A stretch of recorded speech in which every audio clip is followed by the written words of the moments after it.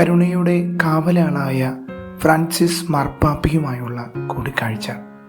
കുട്ടിക്കാലം മുതൽ പൗരോഹിത്യ ജീവിതത്തിൻ്റെ ഈ നാൾ വഴികളിലും ഉണ്ടായിരുന്ന ഒരാഗ്രഹം പരിശുദ്ധ പിതാവിനെ ഒന്ന് നേരിട്ട് കാണണം. ദൈവത്തിൻ്റെ കൃപയാൽ അതിസാധ്യതമായ ദിനം മെയ് 8, 2024. പ്രഭാതത്തിൽ തന്നെ ഞാനും എൻ്റെ സുഹൃത്തുമായ ഫാദർ ബിസ്റ്റിൻ കോള CMI അച്ഛനുമായി ഞങ്ങൾക്ക് കിട്ടിയ ടിക്കറ്റുമെടുത്ത് സെൻറ്റ് പീറ്റേഴ്സ് സ്ക്വയറിൽ തണുപ്പിനെ മറികടന്ന് വലിയ തീഷ്ണതയോടെ ഞങ്ങളും ആ വലിയ പിതാവിനെ കാണാൻ കാത്തിരുന്നു. 7 മണിയാകുമ്പോഴേക്കും സെൻറ്റ് പീറ്റേഴ്സ് സ്ക്വയർ ജനത്തിരക്ക് നിറഞ്ഞു. എല്ലാവരും അവർക്ക് കിട്ടിയ സീറ്റുകളിലിരുന്ന് പ്രാർത്ഥിച്ചുകൊണ്ടിരുന്നു. ദൈവം സഹായിച്ച് ഞങ്ങൾക്കും മാർപ്പാപ്പയുടെ പ്രസംഗവേദിയുടെ അടുത്ത് തന്നെ സീറ്റ് ലഭിച്ചിരുന്നു. ഞങ്ങളുടെ കൂടെ ജൂബിലേറിയൻസായ ഒത്തിരി സിസ്റ്റേഴ്സും പിന്നെ യുവാക്കളും വൈദികരും പിന്നെ വലിയ VIPസും ഉണ്ടായിരുന്നു. ഏറ്റവും അടുത്ത് കാണുവാൻ ഒരു അവസരം, അതുമാത്രമായിരുന്നു ഒരാഗ്രഹം. പെട്ടെന്ന് ഒരു സ്വരം സെൻറ്റ് പീറ്റേഴ്സ് സ്ക്വയർ മുഴുവൻ മുഴങ്ങി. വിവാ പാപ്പ, വിവാ ഫ്രാൻസിസ്കോ എന്നീ വാക്കുകളായിരുന്നു അവിടെ ജയവിളികളായിട്ട് മുഴങ്ങിയത്. ഞങ്ങളും വലിയ തീഷ്ണതയോടെ പിതാവിനെ കാണാൻ എഴുന്നേറ്റ് നിന്നു. അന്ന് കാലിൻ്റെ വേദന ഒഴിച്ച് പരിപൂർണ ആരോഗ്യവാനായിരുന്നു പിതാവ്. അവിടെ കുട്ടികൾ ലത്തീൻ ഭാഷയിൽ ഗാനങ്ങൾ ആലപിച്ച് മാർപ്പാപ്പയുടെ വരവിനായി വലിയ ആരവങ്ങൾ അവിടെ ഉണ്ടായിരുന്നു.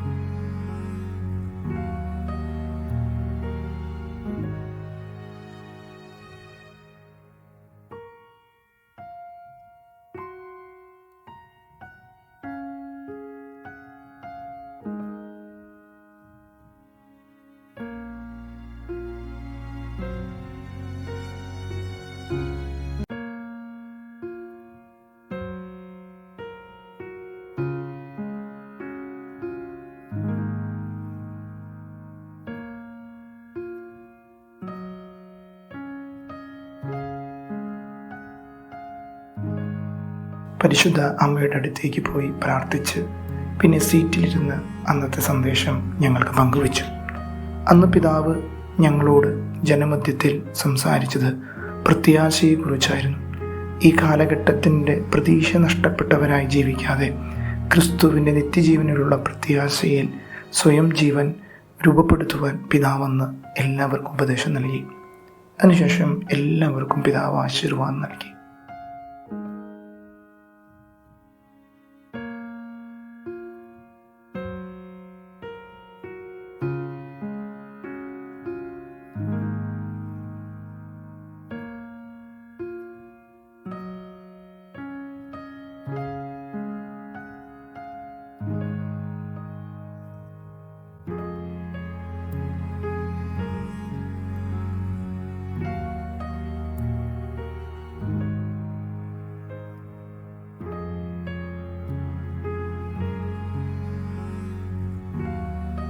പിന്നീട് പിതാവിൻ്റെ സൈന്യം എന്നറിയപ്പെടുന്ന സ്വിസ് ഗാർഡ്സിൻ്റെ സഹായത്തോടെ പിതാവ് യാത്രയായി. വന്നിരിക്കുന്ന അതിഥികളിൽ കുറച്ചുപേരെ കാണുവാനും അവരുമായി ഫോട്ടോ എടുക്കാനും അവർക്ക് വേണ്ടി പ്രാർത്ഥിക്കാനും പിതാവ് സമയം ചെലവഴിച്ചു. വ്യത്യസ്തമായ മതവിഭാഗങ്ങളിൽപ്പെട്ടവരും അതുപോലെ സമൂഹത്തിൽ പാർശ്വവൽക്കരിക്കപ്പെട്ടവരുമായ വ്യക്തികളുമായി പിതാവ് കൂടിക്കാഴ്ച നടത്തി. രോഗികളും വേദനിക്കുന്നവരും വീൽചെയറുകളിൽ വന്ന രോഗികളെയും പിതാവ് കണ്ടു. ആ കാലഘട്ടങ്ങളിൽ വിവാഹം കഴിഞ്ഞിട്ടുള്ള ദമ്പതികളെ ആശീർവദിക്കുകയും കുഞ്ഞുങ്ങൾക്ക് മധുരം നൽകി അവർക്ക് വേണ്ടി പ്രാർത്ഥിക്കുകയും ചെയ്തു.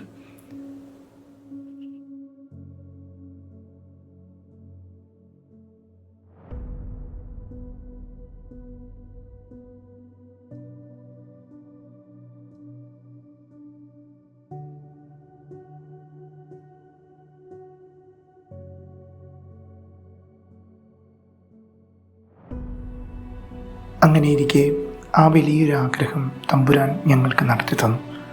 പിതാവ് ഞങ്ങളുടെ അടുത്തേക്ക് വന്നു. അന്ന് എൻ്റെ കയ്യിൽ ഉണ്ടായിരുന്ന കുരിശും ജപമാലകളും മറ്റു ഭക്തവസ്തുക്കളും ഞാൻ പിതാവിൻ്റെ മുന്നിലേക്ക് നീട്ടി. എനിക്കൊന്ന് ബ്ലെസ് ചെയ്തു തരുമെന്ന് പറഞ്ഞു. പിതാവ് അതെല്ലാം ആശീർവദിച്ചു. ചെറുപുഞ്ചിരിയോടെ ശിരസിൽ കൈവച്ച് അനുഗ്രഹിച്ച് യാത്ര തിരികെയായിരുന്നു. എത്ര നന്ദി പറഞ്ഞാലും ദൈവം ആ ഇടയനെ ഞങ്ങളുടെ മുന്നിൽ കൊണ്ടു നിർത്തി. പത്രോസിൻ്റെ പിൻഗാമിയായ ആ പിതാവിൻ്റെ സാന്നിധ്യം ഞങ്ങളുടെ പൗരോഹിത്യ ജീവിതത്തിൽ വലിയൊരു അനുഗ്രഹത്തിൻ്റെ നിമിഷമായിരുന്നു. അതിനായി ഞങ്ങളെ സഹായിച്ചവരെ എന്നും എപ്പോഴും നന്ദിയോടെ ഓർക്കുന്നു. പ്രിയപ്പെട്ടവരെ, കരുണയുടെയും പ്രത്യാശയുടെയും തീർത്ഥയാത്രയ്ക്കായി സ്വർഗീയ പിതാവിൻ്റെ സന്നിധിയിൽ എത്തിയ നമ്മുടെ വലിയ ഇടയന് പ്രണാമം. ഫ്രാൻസിസ് പാപ്പായി ഞങ്ങൾക്ക് വേണ്ടി ദൈവസന്നിധിയിൽ എന്നും എപ്പോഴും പ്രാർത്ഥിക്കണമേ. സ്നേഹപൂർവ്വം ഫാദർ സിജോ തയ്യാലയ്ക്കൽ, CMI.